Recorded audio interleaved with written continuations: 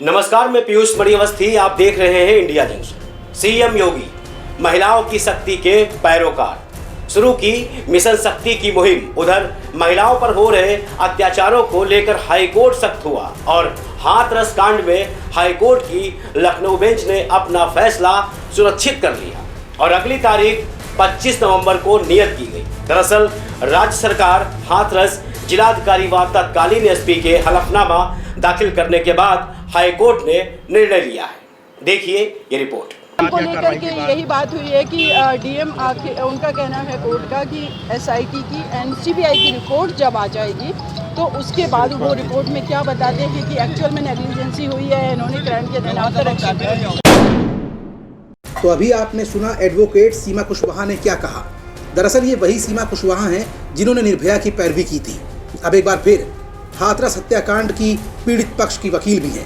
दरअसल सीबीआई की जांच तेजी पकड़ने के बाद सरकार के पसीने छूटे, डीएम हड़बड़ा गए, एसपी परेशान हो गए, अपने बचाव में हलफनामा दाखिल किया। हाईकोर्ट में बहस हुई और हाईकोर्ट की लखनऊ बेंच ने 25 नवंबर की तारीख मुकर्रर कर बहस के सभी पॉइंट्स को सुरक्षित कर लिया है। देखिए, अगली तारीख 25 नवंबर है, लेकिन आज भी कोर्ट कहीं ना कहीं मुझे जितना समझ में आया कोर्ट में कि स्टेट जो है वो इस मैटर को डिले कर रहा है, क्योंकि लास्ट में 2 एडवोकेट अपीयर हुए थे राज्य की तरफ से। आज कोई और वकील साहब आए थे, उनका कहना है कि हम सारी चीज़ों के बारे में अवेयर नहीं हैं, तो कहीं ना कहीं ये डिले हो रहा है मैटर। लेकिन फर्दर मुझे लगता है कि अगली डेट जो है 25 नवंबर, अगर उसको कोई और एडवोकेट अपीयर हुए तो कोर्ट का जितना मुझे रूख समझ में आया कि कोर्ट उस पर कोई ना कोई प्रॉपर तरीके से एक्शन लेने के लिए कोर्ट राज्य सरकार को ऑर्डर कर सकता है। तत्कालीन जो एसपी हैं और डीएम हैं उनकी तरफ से क्या कोई एफिडेविट फाइल किया गया है। डीएम की तरफ से पहले एक फाइल किया गया है, एक एसपी की तरफ से, एक उत्तर प्रदेश सरकार की तरफ से फाइल किया गया है। 3 एफिडेविट फाइल किए गए जिसमें ये लोग एक्सक्यूज दे रहे हैं बार बार कि वहाँ लॉ एंड ऑर्डर का इशू था, वहाँ पर रॉयट्स हो सकते थे। लेकिन मेरा डिमांड है कि अगर रॉयट्स हो सकते थे, क्योंकि नंबर ऑफ पीपल की जो गैदरिंग होती कम से कम 3-4 हज़ार होनी चाहिए, तो आप मुझे CDR जो है वो निकाल के दीजिए कि उस एरिया में 200 मीटर की रेंज में क्या किसी भी प्लेस पे 500-200 पर्सन गैदरिंग थी उनकी। अगर थी तो CDR निकाल के दीजिए, वो पता चल जाएगा हमें।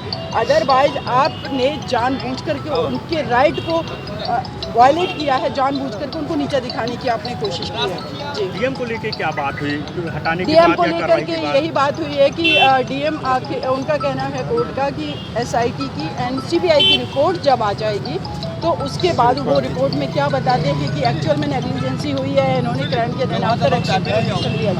क्या सरकार की तरफ से कुछ बोला गया कि हटाएंगे या क्या? नहीं, सरकार की तरफ से बोला गया है कि हम उनको ट्रांसफ़र कर देते हैं, तो ट्रांसफ़र कोई पनिशमेंट नहीं है। ये तो नॉर्मल रूटीन में होता रहता है। ऑफिसर्स का इस तरीके का कैसे स्टेटमेंट दे रहे हैं मुझे नहीं समझ में आ रहा है। लेकिन मेरा अपना जो ओपिनियन है, मेरी अपनी जो डिमांड है वो अभी भी यही है कि सिर्फ सस्पेंशन नहीं, टर्मिनेशन चाहिए।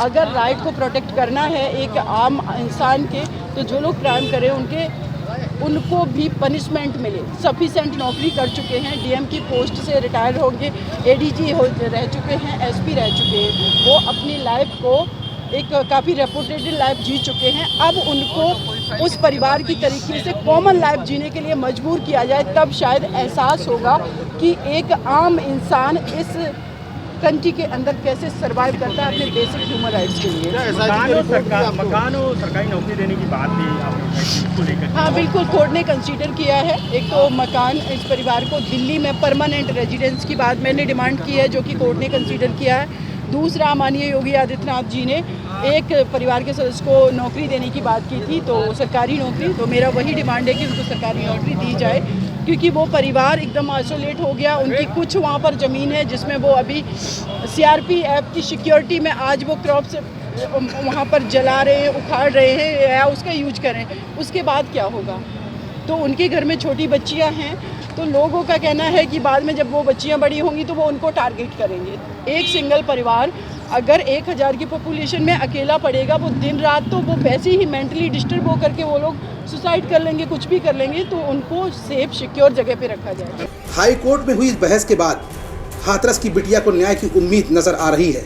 ऐसे में राज्य सरकार, डीएम और एसपी सभी हलकान हैं। अब देखना यह है कि न्याय की आस में परिवार और सरकार के कयासों के बीच इस जघन्य अपराध के अपराधियों को क्या सजा मिलेगी। Bureau report, India junction.